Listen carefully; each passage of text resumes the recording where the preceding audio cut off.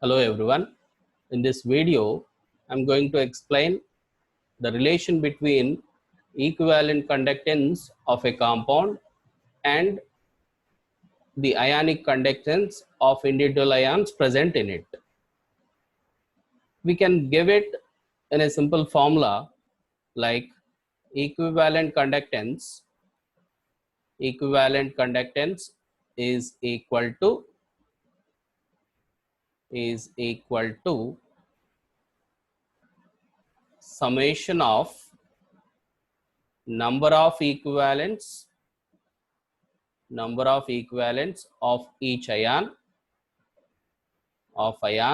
multiplied by its equivalent conductance. Summation of number of equivalents of ion multiplied by ionic conductance, that is equivalent conductance of that particular ion. And this number of equivalents of each ion in a compound, number of equivalents of an ion, can also be calculated from a formula like this: the total charge on each ion divided by total positive or negative charge of compound, charge of the compound given. So let us take an example of K2SO4. So this is all done at limiting conditions, that is at infinite dilution conditions. So for example, when K2SO4 is taken, in K2SO4 there are two K plus ions and one sulfate ion. So in solution they exist in such a way. Now let us find number of equivalents of K plus in it. Number of equivalents of K plus when one equivalent of K2SO4 is taken. So number of equivalents of K plus is equal to total positive charge on K plus ions. Total positive charge on K plus ions is 2 units because there are 2 K plus ions, 2 by, and total positive or negative charge is also 2. So this is equal to 1. And number of equivalents of sulfate in one equivalent of K2SO4 is also equal to 2 units of negative charge by total positive or negative charge is also 2. So that is also equal to 1. Therefore, so number of equivalents of K plus and sulfate ions SO4 2 minus in one equivalent of K2SO4 is 1 and 1. So when I substitute it in the final formula, equivalent conductance of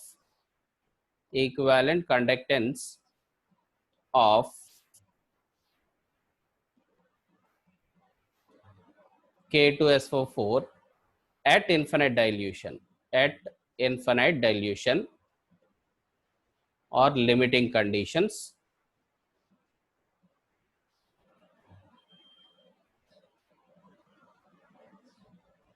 lambda naught AQ of K2SO4 is equal to, by using this formula, number of equivalents of K plus into lambda naught AQ of K plus, 1 into lambda naught EQ of K plus 1 into lambda naught EQ of SO4 2 minus, that is lambda naught EQ of K plus lambda naught EQ of SO4 2 minus.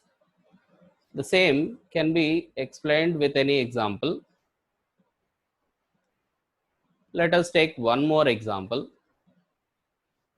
This time I'll take a compound like AlCl3.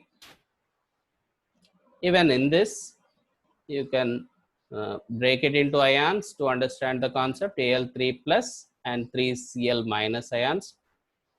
Then even by using this formula, for this also you'll get the similar results. Lambda naught EQ of AlCl3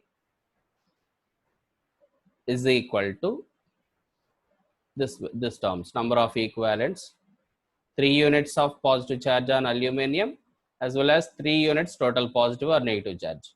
So 3 by 3 into lambda naught EQ of Al3 plus again total negative charge on 3 chloride ions is 3 and total negative charge of overall compound is also 3.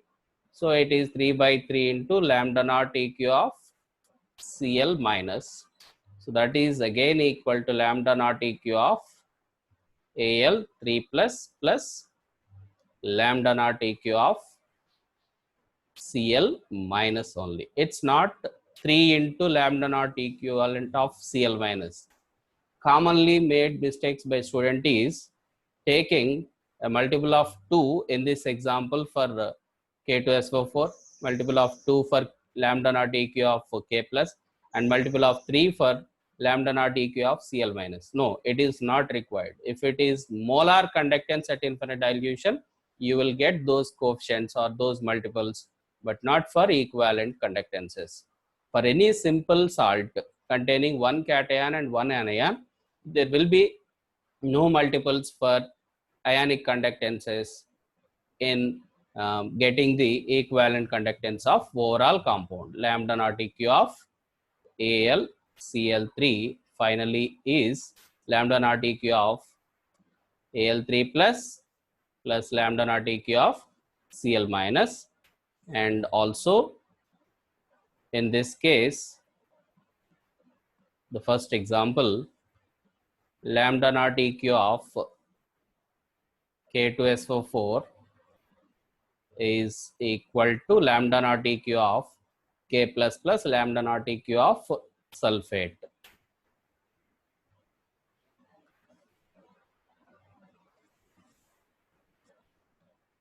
Yes, like this. Then some of you may get doubt, sir, how to verify that this formula, total charge on each ion by total positive or negative charge, how do you say that this will give you number of equivalents?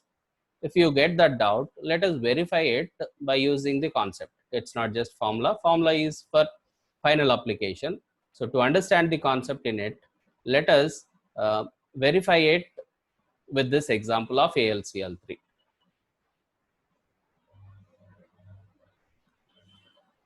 How do I say that? If I take one equivalent of AlCl3, one equivalent of AlCl3 is taken, I want to know how many equivalents of Al3 plus and how many equivalents of Cl minus ions are present in one equivalent of AlCl3. Okay, before going to proceed with that, let us first calculate number of moles of AlCl3 in one equivalent of it.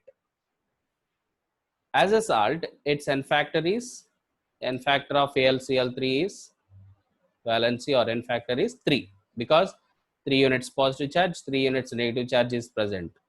Then factor is 3. Then number of moles of any compound is equal to number of equivalents by N factor. This is the formula. Originally, it is number of equivalents is equal to number of moles multiplied by N factor. But now I'm using it to find number of moles by this. Now write the equation of AlCl3 decomposition into ions. Al3 plus 3 Cl minus ions. I have taken one equivalent of AlCl3. Now check how many moles of it are present in it. It's one equivalent by N factor 3. 1 by 3 moles are there. So 1 by 3 moles of AlCl3 is present.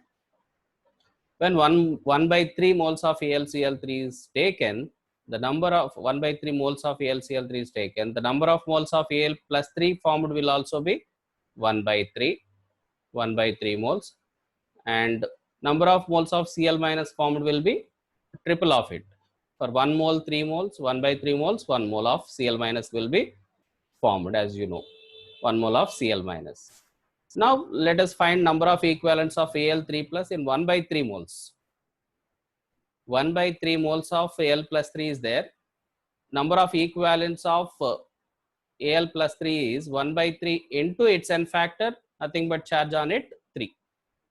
1 by 3 into 3, that is 1 equivalent. And here also 1 mole of chloride is there. For 1 mole of chloride, number of equivalents is its number of moles multiplied by charge on chloride, that is its valency or n factor. So 1 into 1, once again 1 equivalent. Look at this now. I have taken 1 equivalent of AlCl3 and finally I got 1 equivalent of Al3 plus and 1 equivalent of Cl minus present in it. So the same is also obtained here. In this formula also we got number of equivalents of Al3 plus as 1 and number of equivalents of Cl minus also as 1 in 1 equivalent of AlCl3. So this is the proof for it. So to understand it, I have simplified in the form of a proof. So this is how we can get relation between equivalent conductance of a particular compound with equivalence of individual ions. You can apply it for any compound. You will get coefficients only if there are more than one cation, more than one anion in the compound. Please remember it. For any compound containing one cation and one anion, simply you will not get any multiples for ionic conductances in terms of equivalent conductance. Thank you.